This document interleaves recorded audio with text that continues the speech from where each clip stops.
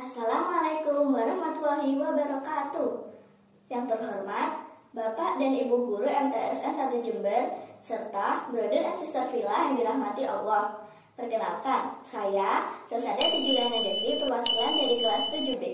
Kali ini saya akan menceritakan sebuah kisah tentang suri tauladan kita Rasulullah SAW. Kira-kira kisah apakah itu? Yap, kisah hijrah Rasulullah dari kota Mekah ke kota Yastrib atau yang sekarang kita kenal dengan kota Madinah.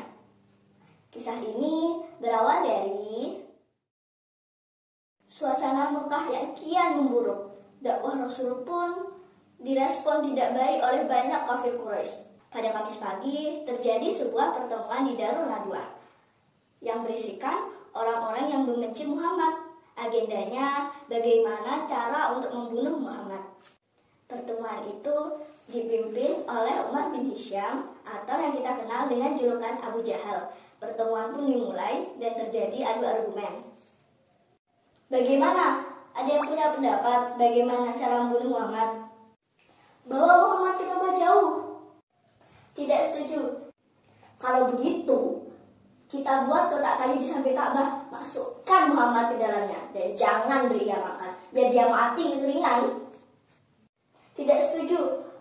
Akhirnya Abu Jahal pun berpendapat, kalau begitu kita cari pemuda yang tegap, beri ia sebuah pedang yang panjang, lalu suruh ia masuk kamar Muhammad malam-malam, lalu penggal kepalanya. Anda lupa, di dalam diri Muhammad mengalir aliran darah Ismail anak Ibrahim alaihissalam. Kalau kita membunuhnya, kabilah lain pasti akan marah dan mencari anak muda itu.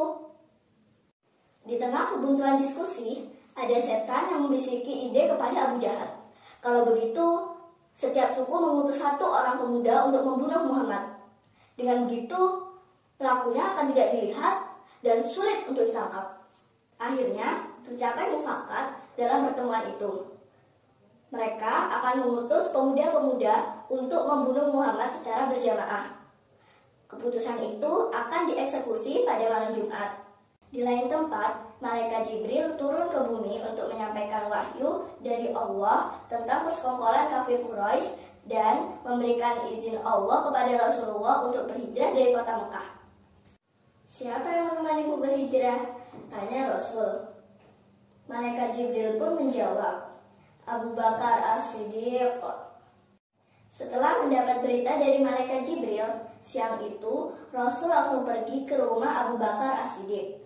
Rasul berkata, sesungguhnya aku telah diberi izin untuk berhijrah. Engkau minta aku menemanimu, wahai Rasulullah? Ya, jawab Rasul. Akhirnya, Rasul pun pulang untuk bersiap. Pada malam hari, Rasul memanggil Ali bin Abi Thalib untuk menggantikan posisinya di tempat tidur dan menitipkan amanat harta milik orang lain.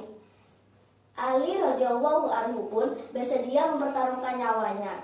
Ketika tiba waktunya, Rasul pun keluar rumah dan melihat banyak sekali pemuda yang sudah siap untuk membunuhnya. Saat itulah terjadi mukjizat. Inna ja'alna fi a'naqihim aghlalan fa hiya ilal adqani fahum muqmahun wa ja'alna min baini aydihim saddan wa min khalfihim saddan fa aghshaynahum fahum la yubsirun. Pada ayat ini dijelaskan bahwa mereka diam tercengang dan Allah tutup matanya sehingga ia tidak bisa melihat. Rasul pun melewati pemuda-pemuda itu dengan leluasa. Saat Rasul sudah pergi, pemuda itu terbangun dan langsung masuk ke kamar Muhammad. Setelah di dalam kamar Muhammad, ia melihat orang yang berselimut. Setelah ia buka, ternyata Ali, di mana Muhammad? Ali pun menjawab dengan santai, tidak tahu. Lalu bagaimana dengan perjalanan Rasul? Rasul pergi bersama Abu Bakar ke Bukit Jabal Sur. Arahnya berlawanan dengan kota Madinah untuk mengecoh kafir Quraisy. Bukit Jabal Sur adalah bukit yang terjal dan tinggi. Mereka naik ke sana tanpa senter. Sesampainya di sana, Rasul hendak masuk ke dalam gua kecil.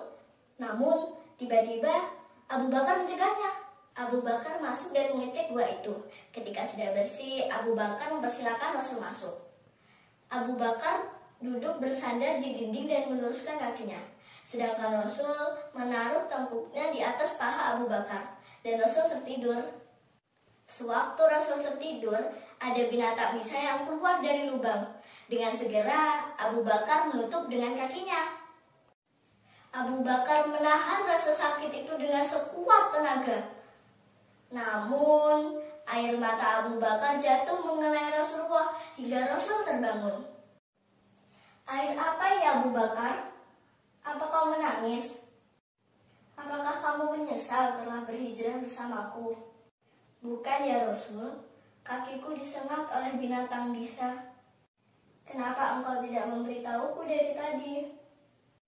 Aku tidak sampai hati membangunkanmu ya Rasulullah, jawab Abu Bakar. Masya Allah, seperti itu kecintaan Abu Bakar kepada Rasulullah. Mereka di sana selama 3 hari 3 malam. Jika mereka merasa lapar, Asma, anak perempuan Abu Bakar, akan naik ke atas bukit untuk mengantarkan makanan.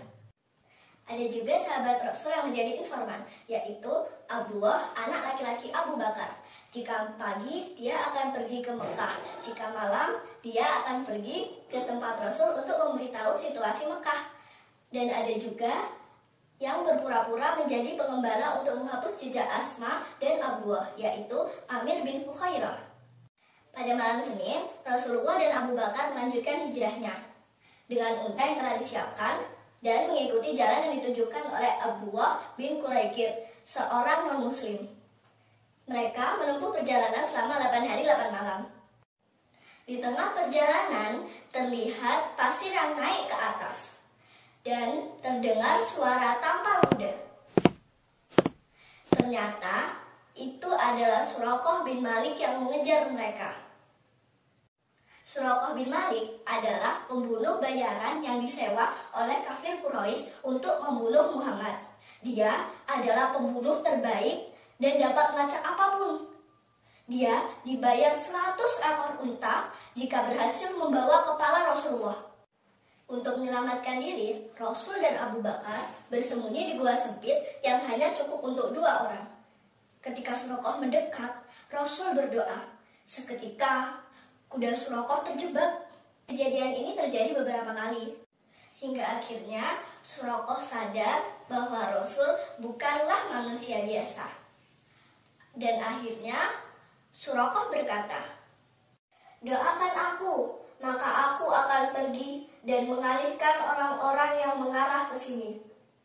Akhirnya, Suraqah pun kembali dan merahasiakan keberadaan Rasul. Kelak, sebelum Rasul wafat, Suraqah akan menjadi seorang muslim dan berjihad pada masa Khalifah Abu Bakar. Setelah Suraqah kembali, akhirnya ada penduduk Mekah yang mendekati gua itu. Abu Bakar merasa takut dan khawatir bila Rasulullah tertangkap. "Ya Rasulullah, jika mereka melihat ke bawah kaki mereka akan menemukan kita." Rasul pun berkata, "Ya Abu Bakar, kenapa kamu pikir kita hanya berdua? Bukankah ada Allah yang ketiga?" Rasul melanjutkan, "La tahzan, innallaha ma'ana." Begitulah, Allah tergantung pada prasangka hambanya. Dengan keyakinan Rasulullah dan Abu Bakar, Allah membuat mereka tidak dapat dilihat oleh penduduk Mekah. Dan akhirnya mereka melanjutkan hijrahnya. Sesampainya di Quba, mereka membangun Masjid Quba selama 4 hari 4 malam. Setelah itu, mereka lanjut ke kota Yastrib dan mengubah nama Yastrib yang artinya tanah mati menjadi Al-Madinah Al-Munawwarah yang artinya kota peradaban yang terang benderang. Selanjutnya, mereka membangun Masjid Nabawi dan mempersaudarakan antara kaum Muhajirin dari kota Mekah dan kaum Ansor dari kota Madinah. Selesai sudah kisah hijrah Rasulullah. Kira-kira kenapa ya peristiwa hijrah memakan banyak waktu? Tidak seperti peristiwa Isra Mi'raj yang hanya terjadi pada 1 malam.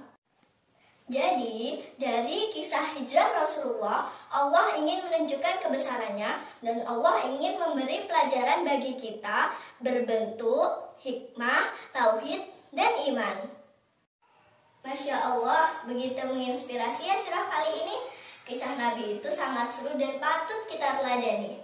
Yuk lebih mengenal Nabi dan sahabatnya.